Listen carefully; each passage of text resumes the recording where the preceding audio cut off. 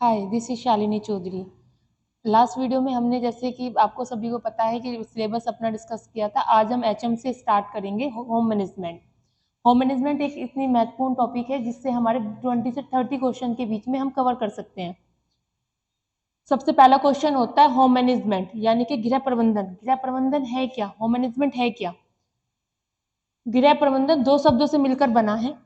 गृह प्लस प्रबंधन। गृह का मतलब आप सभी जानते हैं घर जिसमें हम रहते हैं। प्रबंधन का मतलब होता है साधन। साधन यानी कि किस टूल्स, किसी भी टारगेट तक पहुंचने के लिए जिन साधनों का हम यूज करते हैं वो साधन कहलाते हैं। प्रबंधन करने वाला जो व्यक्ति होता है वो प्रबंधक कहलाता है, जिसको हम मैनेजर भी कह सकते हैं। मैनेजमेंट जो हमारा मैनेजमेंट देखता है। लाइक फॉर एग्जाम्पल अगर देखा जाए, हम सभी लोग एक फैमिली में रहते हैं, ज्वाइंट फैमिली में रहते हैं, तो हमारी फैमिली के अंदर एक मुखिया होता है जिसको, जो हमारा हेड ऑफ द फैमिली होता है, फैमिली का मुखिया होता है। ऐसे ही इसमें कौन है जो हमारा प्रबंधन देखता है, जो हमारा मैनेजर होता है, हमारा मैनेजमेंट देखता है, वो प्रबंधक कहलाता है। प्रबंधक दो शब्दों से मिलकर, गृह प्रबंध दो शब्दों से मिलकर बना है। नंबर एक, गृह प्लस प्रबंध। प्रबंध का, गृह का मतलब घर, प्रबंध का मतलब साधन। साधन यानी कि उद्देश्यों तक पहुंचने का एक साधन, एक टूल्स। जैसे सपोज देन कि हमें कहीं पहुंचना है, हमें टीजीटी एग्जाम क्रैक करना है, तो उसके लिए हम सबसे पहले क्या करेंगे? सिलेबस पढ़ेंगे। सिलेबस के बाद अपने टॉपिक देखेंगे। टॉपिक के बाद हम उसको रीड करेंगे। रीड करने के बाद प्रैक्टिस सेट पेपर लगाएंगे। तो उस फिर देन अपना एग्जाम देंगे। तो एग्जाम तक पहुंचने के लिए, सिलेक्शन तक जाने के लिए हमने जो बीच में यूज किए, बुक्स का यूज किया, टीचर्स का यूज किया, नोट्स बनाए, जिन जिन साधन का यूज किया, वो हमारा साधन कहलाता है। प्रबंधक एक साध्य है, साधन नहीं है। एक फेमस कोटेशन है, लास्ट 2021 में क्वेश्चन आया भी था, पहले भी रिपीट हुआ है नेट वगैरह में या आपका अदर स्टेट्स के एग्जाम में, कि प्रबंधन क्या है। प्रबंधन एक साधन है या साध्य है। ऐसे क्वेश्चन करके यस नो में भी पूछ लेता है, यस या वैसे कोटेशन दे देगा कि आप इस बात से सहमत हैं या नहीं है। इसकी कुछ परिभाषा है, ये परिभाषा हम बाद में जानेंगे। इससे पहले हम देखेंगे एचएम एक कैसी प्रणाली है।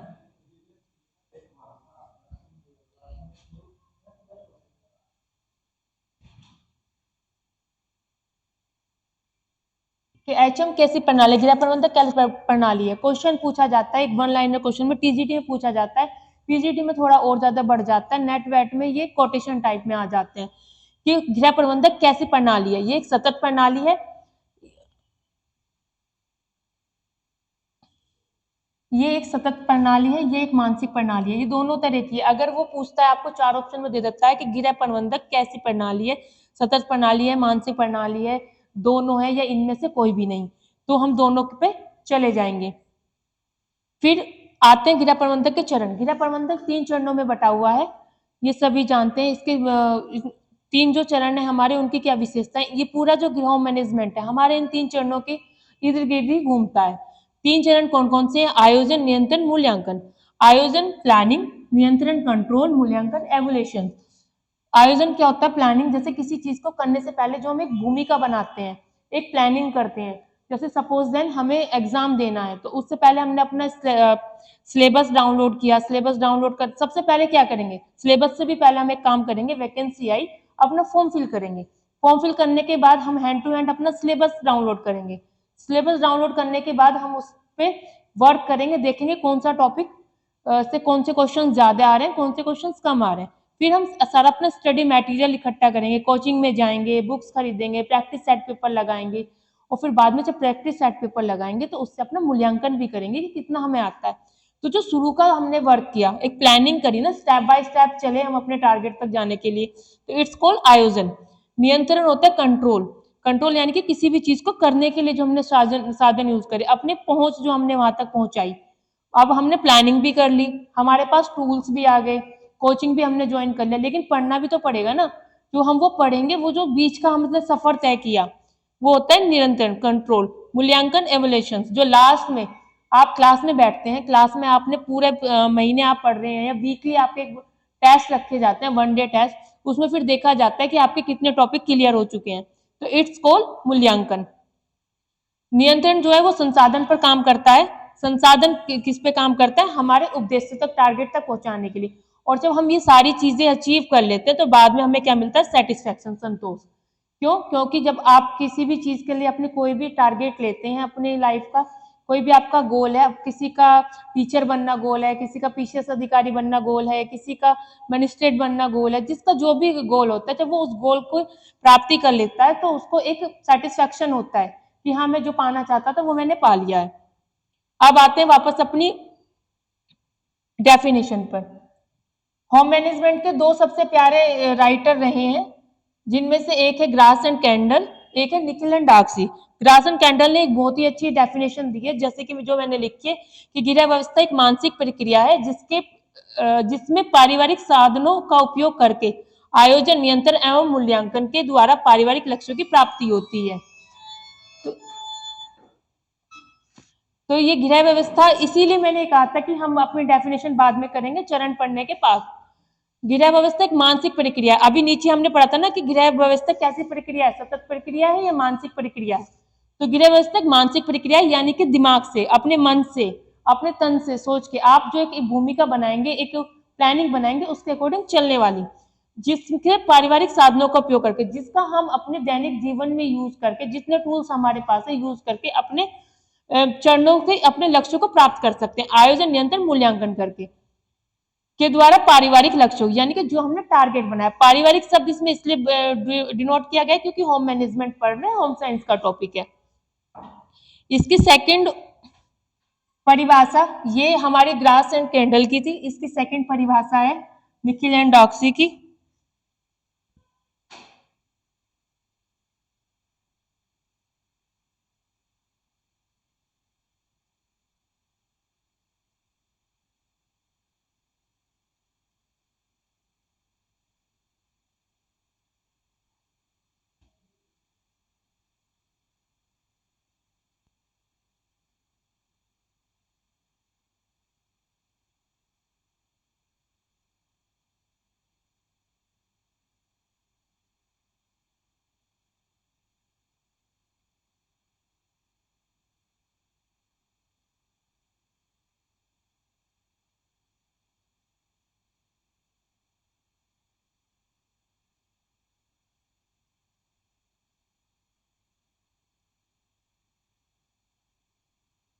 हमारे निखिल एंड डार्सी के अनुसार गृह प्रबंधन, आयोजन, संगठन, नियंत्रण। हमने क्या वहां पे जो निखिल एंड डार्सी, जो हमारे ग्रास एंड कैंडल थे, उन्होंने क्या कहा था, आयोजन, नियंत्रण, मूल्यांकन। लेकिन ये जो हमारे निखिल जी हैं, इन्होंने एक वर्ड उसमें यूज कर और एड ऑन कर दिया था, क्या, गृह प्रबंधन, आयोजन, संगठन, नियंत्रण एवं मूल्यांकन की वह प्रक्रिया है जिसका उद्देश्य पारिवारिक लक्ष्यों की प्राप्ति के लिए करना होता है। बात सिर्फ वही है, सेम बात सब यही है कि टारगेट टारगेट एक ही है, लेकिन उसको घुमा फिरा के किस तरह प्रेजेंट किया गया है। दूसरी डेफिनेशन उन्होंने दी है कि प्रबंधन एक योजना वह क्रिया है जो इच्छित अंत को प्राप्त करने के लिए निर्देशित निर्देशित करती है। क्या, यानी कि हमने जो अपना टारगेट बनाया है, जो हमने अपने गोल बनाया है, एक बाउंड्री लाइन हमने रखी है, वहां तक पहुंचने में हमारी मदद करती है। इंपॉर्टेंट पॉइंट आते हैं ग्रास एंड कैंडल के। ग्रास एंड कैंडल ने इसको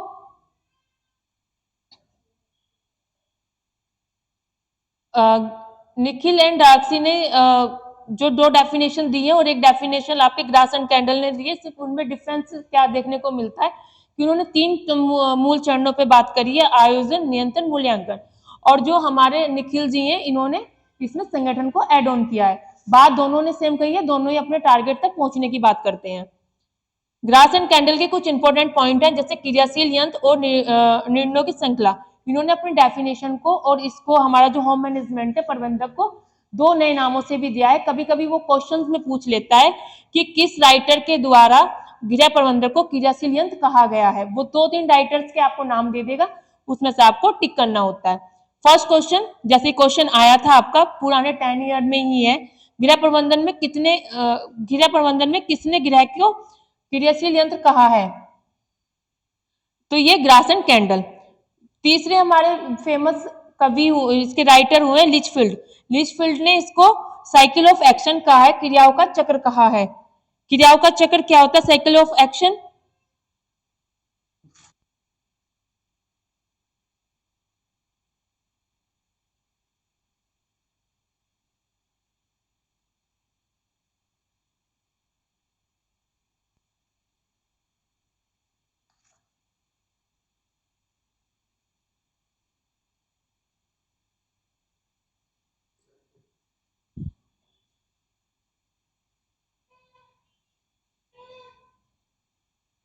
लिचफील्ड ने इसे साइकिल ऑफ एक्शन कहा है, यानी कि क्रियाओं का चक्र कहा है। क्रियाओं का चक्र मतलब जैसे कोई भी हमारे पास चीजें होती हैं, जैसे लाइक फॉर एग्जाम्पल हम कोई भी प्लानिंग करते हैं, ये हमारी एक साइकिल है, साइकिल चल रही है, ठीक है। हमने कोई काम यहाँ से स्टार्ट किया, हमने टारगेट बनाया, टीजीटी हमारा क्रैक करना टारगेट था, हमने टारगेट बनाया, तो यहाँ से हम चलते हैं।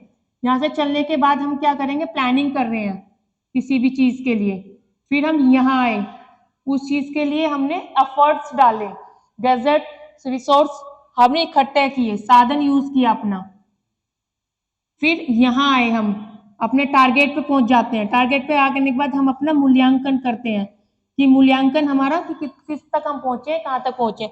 इसके बाद वापस हम फिर यहाँ जाते हैं, इसको रिन्यू करते हैं, अगली योजना तब हम बनाते हैं। तो इस पिछले जो हमने आयोजन नियंत्रण किया था, किसी चीज की प्लानिंग करी थी, उसमें हम टिप्स देखते हैं कि अगर हम सफल हुए तो क्या क्या पॉइंट्स हमारे रहे, अगर हम असफल हुए तो क्या खामियां रही, उसको दूसरी योजना बनाने में हमें सहायक होता है। तो ये हमारे जो हमारा एक लक्ष्य है, टारगेट है, उसके इर्द गिर्द घूमता रहता है, तो साइकिलिंग में चलता रहता है। इसलिए लिचफील्ड जी ने इनको साइकिल ऑफ एक्शन का है, क्रियाओं का चक्र है। क्वेश्चन पूछ लेता है कि गृह प्रबंधन में, होम मैनेजमेंट में साइकिल ऑफ एक्शन किस राइटर द्वारा कहा गया है, किस लेखक ने कहा है, तो लिचफील्ड जी ने कहा है। पी देवदास ने गृह प्रबंधन को बांध की भाषा, बांध कहा है। बांध आप सभी समझते हैं, डैम, जैसे दो नदियों का पानी एक दूसरे में मिलने के लिए या नदी क्रॉस करने के लिए हम बांध का यूज करते हैं, पुल का यूज करते हैं, वही सब इन्होंने गृह प्रबंधन को दिया है। चौथे हमारे सबसे फेमस राइटर रहे हैं कोटजीन ने इनको गृह प्रबंधक को गृह विज्ञान का नाम व्यवहारिक विज्ञान कहा है। व्यवहारिक विज्ञान 2021 में क्वेश्चन भी आया था कि व्यवहारिक विज्ञान, गृह प्रबंधन को व्यवहारिक विज्ञान किसने कहा है। व्यवहारिक विज्ञान, जैसे कि हमारा बिहेवियर भी बहुत इंपॉर्टेंट रोल करता है। एक गृहिणी, होम साइंस हम पढ़ रहे हैं, हम सभी फीमेल्स यहाँ पे बैठे हुए हैं, गर्ल्स बैठे हुए हैं, तो हमारी फैमिली को जोड़ने के लिए, किसी भी चीज को काम करने के लिए हमारा बिहेवियर, हमारा व्यवहार बहुत ज्यादा महत्वपूर्ण भूमिका निभाता है। आप घर में, फैमिली में सभी अच्छे हैं, सभी आपसे हंस के बात कर रहे हैं, सभी आपको बहुत महत्व दे रहे हैं क्लास के अंदर, लेकिन आप हैं कि आप उनसे चिड़चिड़े स्वभाव से बात कर रहे हैं, उन पे ऐंठ के पढ़ रहे हैं, उनकी बात का सही से जवाब नहीं दे रहे हैं, तो वो क्या करेंगे, एक दिन घर का क्या होना है, घर में सबके मन में विवाद हो जाना है और आपके प्रति ईर्ष्या की भावना भी आ सकती है। तो इसमें गृह प्रबंधक में हमारा व्यवहार, हमारा बिहेवियर भी मोस्ट इंपोर्टेंट रोल रखता है। तो कोटजिन द्वारा इसको व्यवहारिक विज्ञान भी कहा गया है। फिर ईरन हॉपिंग जो हमारे राइटर है, इन्होंने गृह प्रबंधक को जड़ कहा है, संस्कृति की जड़ कहा है, संस्कृति माना है जड़, यानी कि कहीं ना कहीं ये हमारे कल्चर से भी जुड़ा हुआ होता है। जैसे अब हम लोग वैसे तो धीरे धीरे हम लोग अपनी संस्कृति भूलते जा रहे हैं, वेस्टर्न कल्चर अपना रहे हैं, लेकिन फिर भी अगर मान लिया हम किसी हिंदू फैमिली से बिलोंग करते हैं या कोई मद्रासी फैमिली से बिलोंग करते हैं, किसी भी अदर कल्चर्स में हम बिलोंग करते हैं, तो हम अपने फेस्टिवल्स किस तरीके से मनाते हैं, हम अपनी चीजें किस तरह से रिप्रेजेंट करते हैं। जैसे अभी दिवाली आके गई है, तो दिवाली पे सभी को पता है कि दीपों का त्योहार है, लक्ष्मी जी की पूजा होती है। अब हम उसमें लक्ष्मी जी की पूजा ना करके कुछ और करने लगे तो वो हमारे कल्चर के खिलाफ है। लेकिन हमें पता है कि हम एक भारत में रहते हैं, अपनी संस्कृति यूज करते हैं कि हाँ भाई हमें दिवाली पर नए कपड़े उपड़े पहन के माँ लक्ष्मी जी की पूजा करनी है, उसके बाद दिए लगाने हैं। 6 हमारे राइटर हुए न्यूमैन जी जो है, उन्होंने गृह प्रबंधन को एक प्रशासन क्रियात्मक कहा है, यानी कि एडमिनिस्ट्रेटिव का रूप दिया है, से परिभाषित किया है। इसमें कुछ इंपॉर्टेंट क्वेश्चन हमारे बनते हैं, जैसे मैं आपको बता देती हूँ कि इन जो हमने राइटर्स पढ़े हैं उनके वन लाइनर में पढ़े। ये क्वेश्चन कहने के लिए एक एक लाइन है, लेकिन ये एज इट इज पूछे जाते हैं, इनमें कुछ नहीं चेंजेस होते। ये क्वेश्चन वन लाइन में मैंने इसीलिए शॉर्ट में लिखे हैं ताकि कि यहाँ से सीधा क्वेश्चन बनता है और सीधा आता है, फैक्चुअल बेस होता है ये।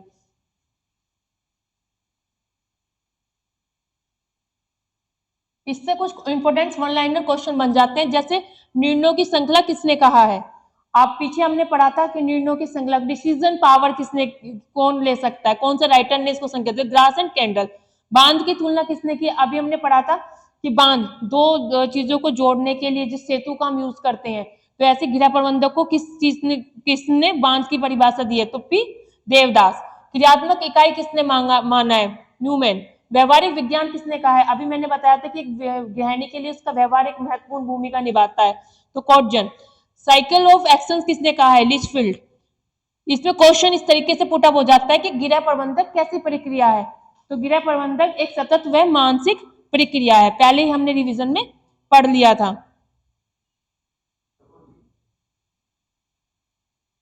एक बार फिर मैं आपको टेबल से ये चीजें बता देती हूँ, आपका रिवीजन भी हो जाएगा।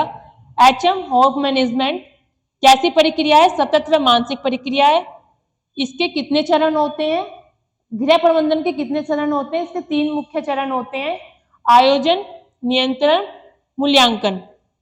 आयोजन, नियोजन, मूल्यांकन भी हम इसको बोल सकते हैं, ये नियंत्रण भी बोल सकते हैं और नियोजन भी बोल सकते हैं। ठीक है, इसकी क्या विशेषता होती है?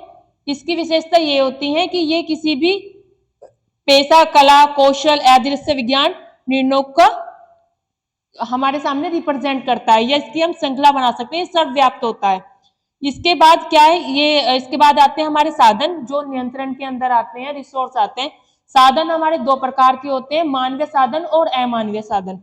मानवीय साधन और अमानवीय साधन दोनों को मिला के हम क्या है, अपने उद्देश्य टारगेट तक पहुंच जाते हैं, और जब हम अपना टारगेट अचीव कर लेते हैं तो देन हमें सेटिस्फैक्शन होता है, संतोष की प्राप्ति होती है। क्वेश्चन आपसे वो पूछ लेगा कि अपना टारगेट प्राप्त करने के बाद या अपने लक्ष्य की प्राप्ति के बाद आदमी को कौन सा सुख की प्राप्ति होती है, तो उसमें 2-3 दे देगा, दुख होगा, सुखी होगा, संतोष होगा, या इनमें से कोई नहीं। तो हम किसके साथ जाएंगे? संतोष के साथ जाएंगे कि संतोष होगा, सेटिस्फैक्शन होगा। इसके बाद आती है हमारी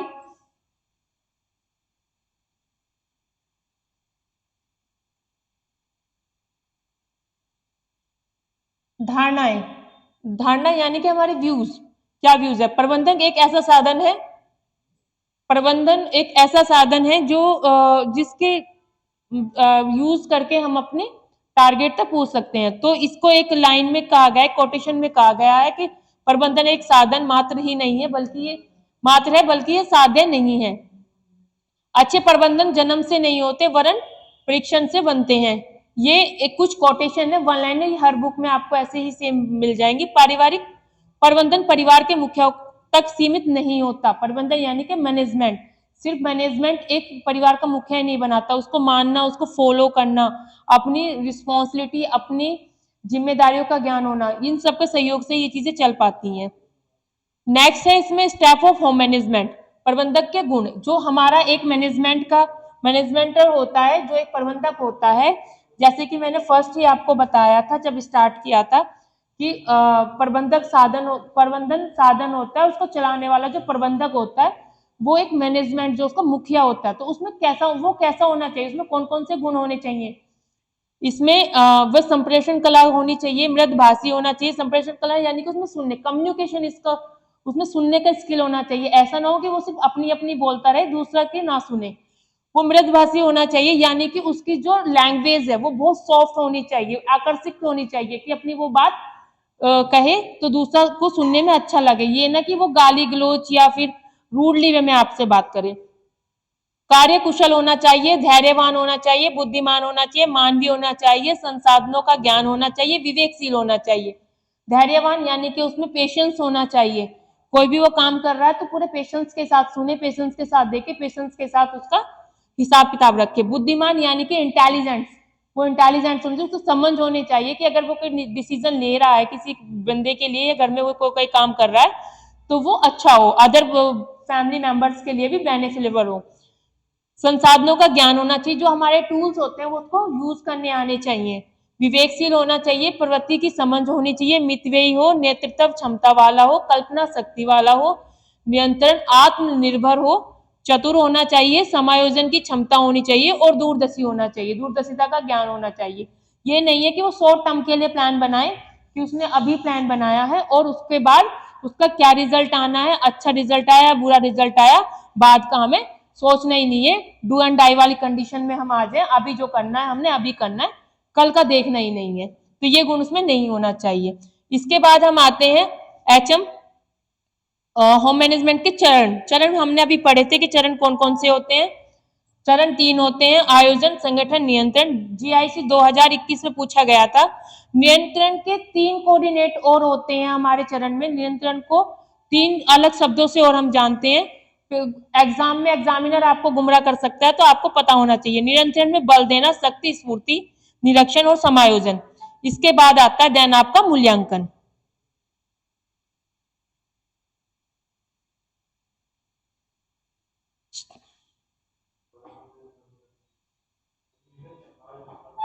चरण चरण मैंने अभी आपको पीछे बताए थे कि चरण, इसके 3 चरण होते हैं। कौन से 3 चरण होते हैं?